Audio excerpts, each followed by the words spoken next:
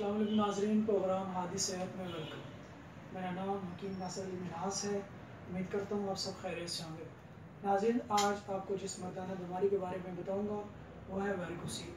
Varicocele क्या है, इसके कितने ग्रेड्स होते हैं, इसके असबाब और अलामात क्या हैं और तिब में इसका इलाज क्या है। वेरिकोसील एक ऐसा मर्ज़ है जिसकी वजह से बहुत से मर्द बांझपन का शिकार हो जाते हैं और औलाद पैदा करने के काबिल नहीं रहते। नाज़रीन, जैसे कि आप जानते हैं कि मर्दों के अंदर टेस्टिकल्स मौजूद होते हैं, एक दाएं जानिब होता है, एक बाएं जानिब होता है। ये टेस्टिकल्स एक थैली के अंदर मौजूद होते हैं जिसे हम स्क्रॉटम कहते हैं। वेरिकोसील से मुराद टेस्टिकल्स के गिर्द जो स्क्रॉटम के साथ वेन्स होती हैं उनका फूल जाना है। स्क्रॉटम से मुराद इंसानी जिस्म की वो थैली है जिसमें टेस्टिकल्स मौजूद होते हैं। ये मर्ज ज़्यादातर लेफ्ट टेस्टिकल्स में होता है। वेरिकोसील की एक काफ़ी कम्प्लेक्स टर्म है। इंसान के रिप्रोडक्टिव सिस्टम में टेस्टिकल्स शामिल होते हैं। ये टेस्टिकल्स के गिर्द ढीली स्किन स्क्रॉटम में मौजूद होती है। इन टेस्टिकल्स में रिप्रोडक्टिव सेल्स यानी कि स्पर्म्स बनते हैं।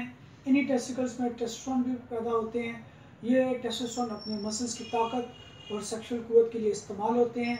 स्क्रॉटम हमारे लिए इन टेस्टिकल्स को ठंडा रखते हैं जिससे हमारे स्पर्म्स की प्रोडक्शन के लिए टेम्परेचर मौजूद रहता है। हर स्क्रॉटम टेस्टिकल्स के अंदर स्पर्मेटिक कॉर्ड के जरिए लटके होते हैं और स्पर्मेटिक कॉर्ड के अंदर काफ़ी वेन्स होती हैं। वो वेन्स जिनमें स्पर्म्स ट्रैवल करते हैं इसको वास डिफरेंस कहते हैं।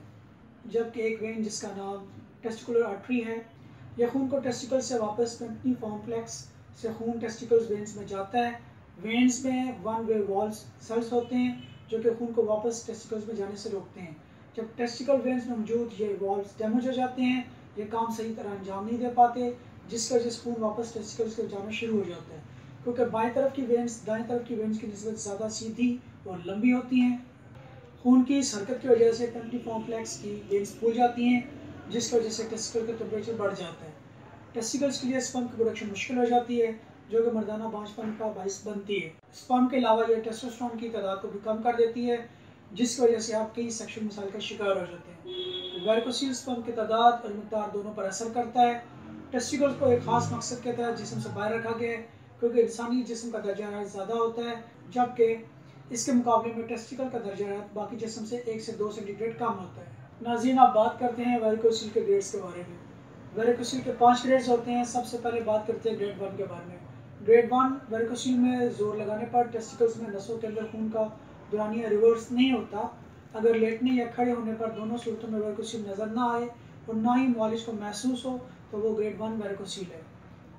ग्रेड 2 अगर लेटने पर वेरिकोसील महसूस नहीं होता और खड़े होने पर वेरिकोसील महसूस होता हो तो वो ग्रेड 2 है। ग्रेड 3 अगर लेटने और खड़े होने दोनों सूरतों में वेरिकोसील महसूस हो तो वो ग्रेड 3 है। अगर वेरिकोसील की वेन्स में सोजन है, अगर लेटने या खड़े होने पर दोनों सूरतों में वेरिकोसील की जो वेन्स हैं अगर इनका डायमीटर 2 mm से ऊपर है वो वेरिकोसील ग्रेड 3 या 4 है।